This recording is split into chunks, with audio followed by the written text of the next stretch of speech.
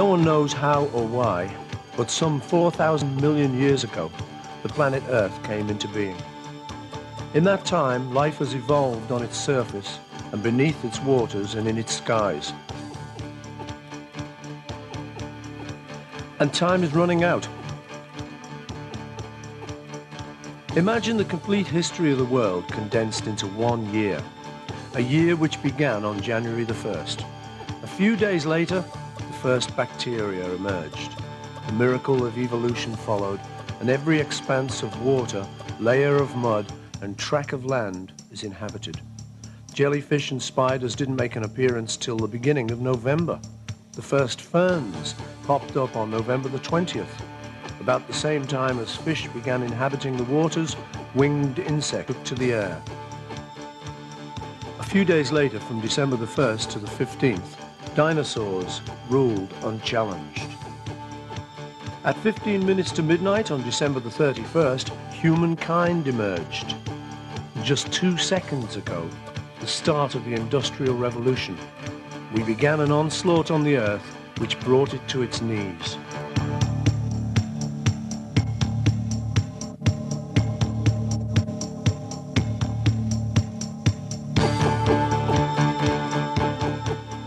The environment is a finely woven mantle, which is beginning to unravel before our eyes, and meat eating carries much of the blame. We have no physical need to eat meat, yet the world now contains 3 times as many farm animals as humans.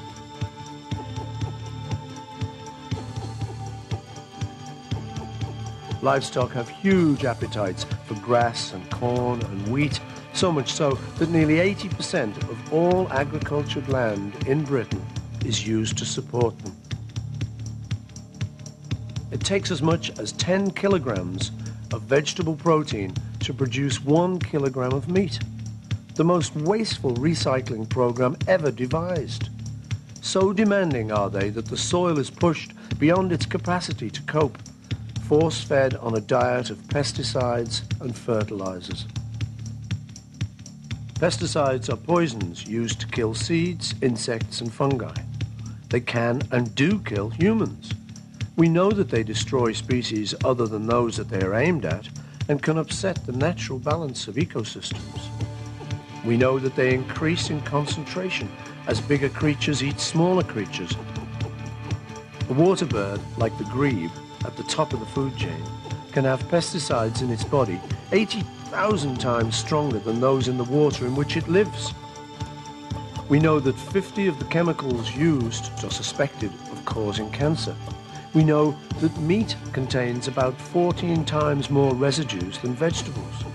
There are pesticide traces in almost all the food we eat. We know that without the need to feed animals, farmers could return to crop rotation. They could farm organically and turn their backs on these nerve gas derivatives.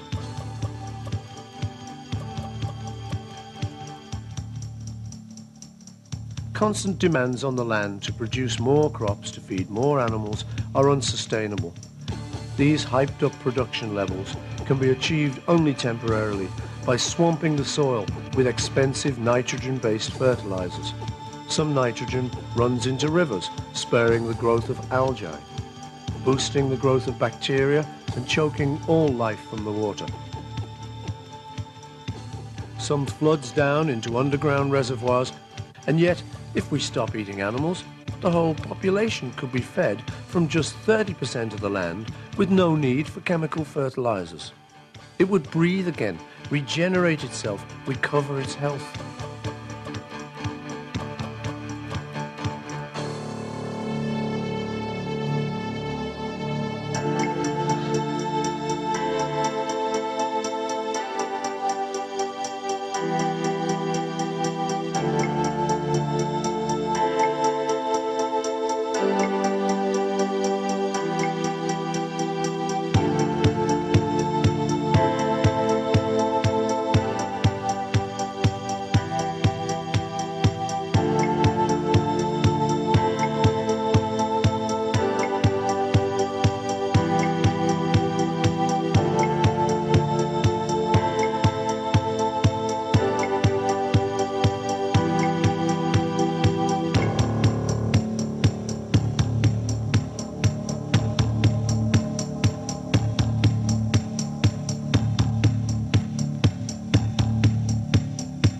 Rainforests in the world are breathtaking in their complexity. They house over half the world's animal and plant species. They've given us many of our medicines, anesthetics, anti-cancer drugs, the birth control pill. They hold the soil together, absorb rainfall, and new growth feeds on the decay of the old. They produce oxygen and absorb carbon dioxide. They are nature in balance, and our response is to destroy them. Before 1950, 14% of the world's land was tropical rainforests. Half is now gone, and each year a further area the size of Britain disappears. And for what? Largely to provide grazing land for cattle or to grow soybeans to feed to cattle, most of which comes to the developed countries. In 7 years or so, the land will be almost lifeless and barren.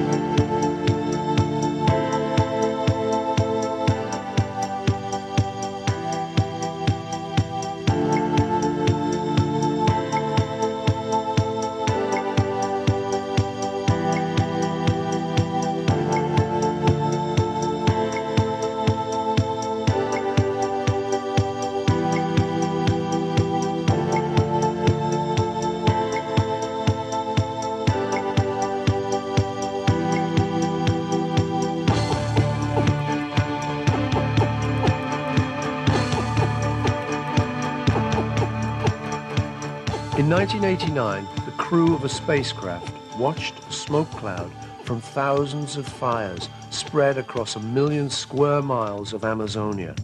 It was rainforest being cleared for cattle ranching. With the burning of vegetation, huge reservoirs of stored carbon dioxide are unlocked, released to float upwards and provide yet more insulation to prevent heat escaping from the earth. When the cattle arrive, each one belches out 60 litres of methane every day, adding another twist to the spiral. Together, burning and belching provide the second largest contribution to the greenhouse effect.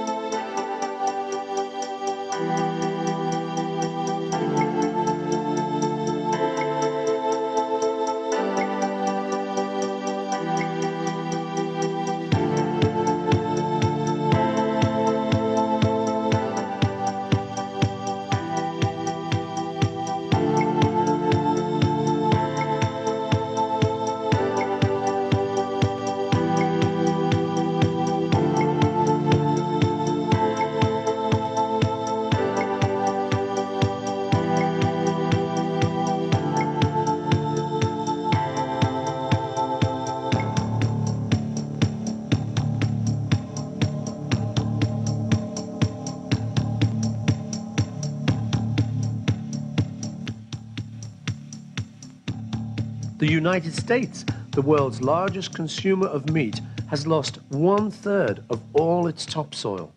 Huge areas of the western states can no longer support the agriculture, and the land may well return to buffalo pasture.